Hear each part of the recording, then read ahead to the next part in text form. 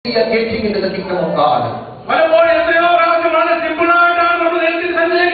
easily we are getting into the prayer. How easily we are getting into the pulpit. How easily we are getting into fasting and prayer. We are not taking any preparation. I appreciate our young people in this church. Before they come to the stage, Saturday they are practicing. Sunday morning till 9:15 they are practicing. They have decided to make everything perfect in the eyes of the Lord. Many of the times, including me.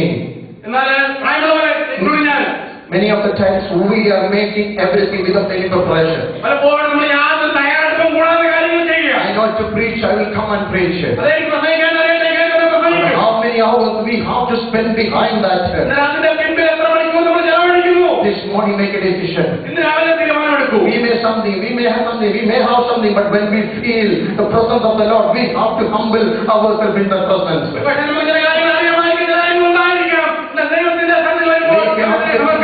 We cannot get into the things of God so easily. This man told. First he sent the elders of the church. They were so ready to recommend for him. He never expected that Jesus is going to come to his house. When he heard that Jesus is coming, now he sent his friends. So closer people are now approaching Jesus. He says that like that. He is not worthy to receive in his house. Centurion had a nice house. He had everything in his house. But he recognized that I am not prepared to see Jesus. This is the step of faith. Lord, if you come to my house, there I will hide all these things. I'm not speaking about the furniture. I'm not speaking about any equipment in our house. Things which we are not going to reveal before the people, we will try to hide when the presence of the Lord appears. This morning our life should be transparent in the eyes of the Lord. That is a true believer. Oh, you can come any time to my house, Lord. Pray, come down right now, but we are not ready to receive Him. I'm asking very frankly this morning. If I ask you to pray, Jesus, come down, you come down right now and receive us to heaven, you all will pray. So we will pray like that. If that prayer prolongs for 10 minutes, in between a call comes, you will pick up the cell phone.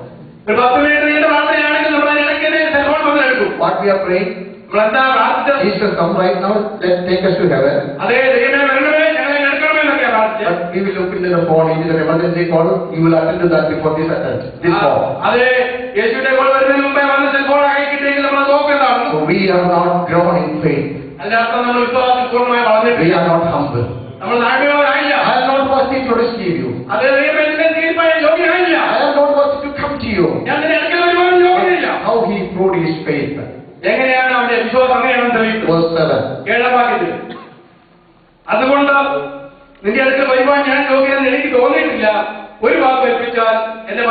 If you say a word, my servant will be healed. I explain these all things to come to this point. If you command a word, that is his faith upon the word of God. Whatever come out of your mouth, that brings forth something in my life. This morning everyone get ready to put your faith into action. You may have a sick servant in your house. It may not be a person, it may be a thing in your life. It is sick right now. weak right now. It cannot move right now. It's like a big mountain before you. We are looking into the mouth of Jesus to receive a word this morning. That word is going to bring forth something in your life. If you say a word, my servant will be healed. Jesus looked around. Jesus looked around and told his disciples, I haven't seen such a great faith even among the Israelites. I expected faith from the people of Israel. I expected that they will say, if you say a word, we will be all right. Look at this Gentile, look at this centurion. He recognized power in the word of God. He has delivered this morning. He recognized the power in the word of God. He had a believing heart. Faith is the substance or the assurance of things we hope for. We hope for the healing of his servant. He earnestly prayed for the healing of his sick servant. And that was the assurance in his heart that if God say a word, that will bring healing to him. This morning, whatever may be your prayer request, say to the Lord, Lord, command your word. I am going to see a miracle over there. In the beginning, there was nothing on this world. Only the water was there. Deep darkness was there. But the Spirit of the Lord was hovering over the water. When God said, let there be light, the darkness which was dominating for years and years and years, that immediately moved away.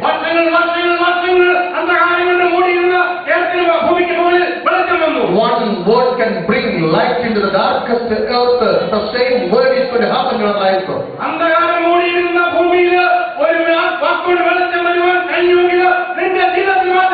You are a very tiny one in this earth.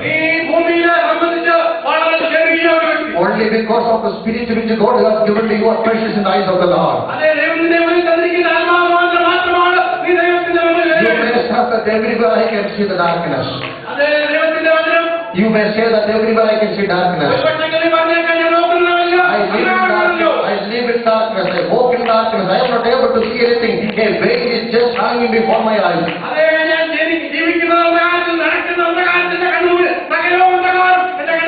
But this morning, how many of you are ready to pronounce that like the centurion?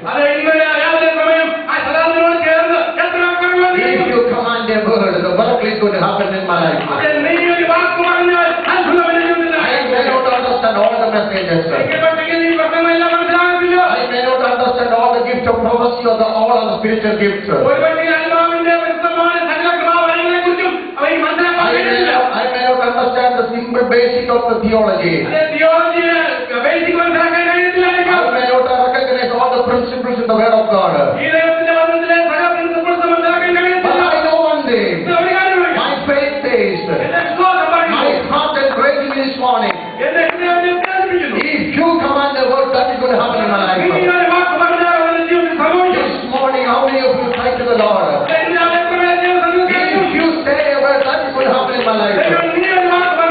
Say a word for my son. Say a word for my daughter. Say a word to my boss. Say a word to my employee, Lord. Say a word to my boss so that they can receive a healing. The servant is about to die. And one word can bring healing to him. We are about to make a funeral for him, but one word is going to bring him back into life. This morning, how many of you pray like that? From the graveyard, God is going to bring back some people into life.